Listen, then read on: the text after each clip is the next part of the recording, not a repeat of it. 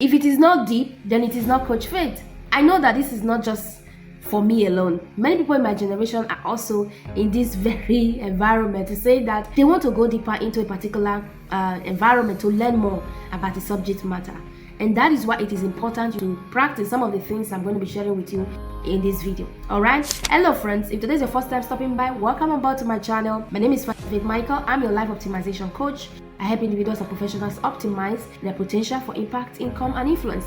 So if you're here, you want to develop yourself, welcome aboard. So talking about reading in a nutshell, a lot of people read books at the superficial level, and I know that it is not their fault. Sometimes they just want to, fulfill all righteousness because they also learned that reading is a good thing. Readers are leaders, so they just want to read and pass time. But the truth is, reading goes beyond that. Reading is so pivotal, it's so powerful when it comes to growth and transformation. And if you really want to build capacity beyond what we call diversive curiosity, to becoming someone who has so much knowledge, you have to do what I'm going to share with you right now. Now, we have two forms of curiosity. We have the diversive curiosity and the epistemic curiosity. When we say diverse, we're saying someone that is so curious about a lot of things. Today you're curious about books, tomorrow you're curious about shares, the other day you're curious about the phones. You're just curious about so many things and you want to learn. Now, when we talk about epistemic curiosity, it has to do with your ability to sit down and really go deep into a body of knowledge. Here, of course, when you're just starting out in life, a lot of times you want to do this and do that and do that. It's not the best, but sometimes that exploration is necessary for you to find your bearing, for you to know where you're supposed to be zoning so that you can,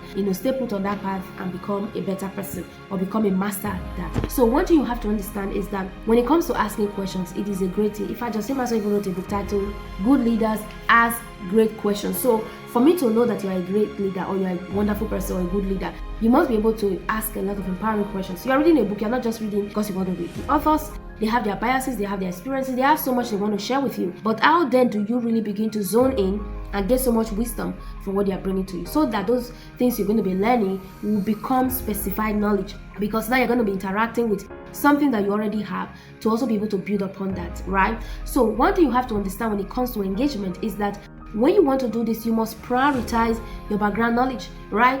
Prioritizing your background knowledge simply means that I know something about this. I'm not working in isolation. I'm coming from somewhere. Nothing just happens. Nothing happens in isolation. So your background knowledge is possibly what you already knew about that subject matter, right?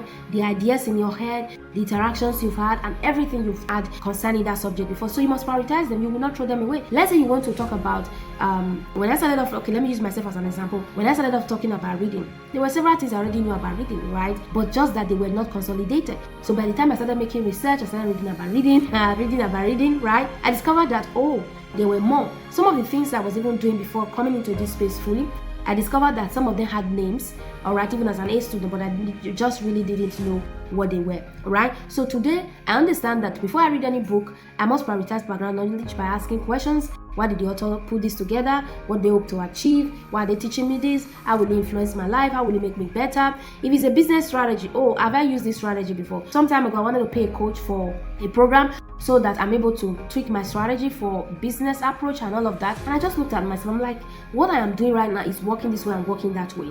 All right. And I'm having conversions. So if I decide to change it to say, okay, let me begin to do this or that one, that's going to be another learning curve for me. So what if it is not going to work for my audience? What if it is not going to, this person is only sharing based on their own experiences, where they are coming from? So I just thought about that, and to crown it all, the person came up and said, when you do this and do this, you're going to make X amount of money. I'm like, I'm already making beyond that, so I don't think that is for me. So you see what I'm saying? I had to activate my background knowledge. I had to ask myself empowering questions on behalf, in fact, the person wasn't even there. So whatever it is, whatever book you pick part time to read, activate your background knowledge and make a decision so that you are able to remember. The next thing you have to do is to ensure that you are able to, focus your attention. Focus your attention on what you're reading.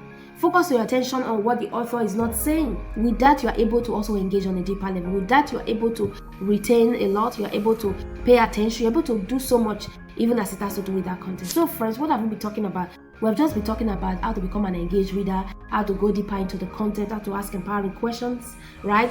And it's been fun. I believe you've been blessed, right? If you've learned something that really blessed your heart, thank you so much for stopping by. This is Faith Michael, and I'll see you in my next video.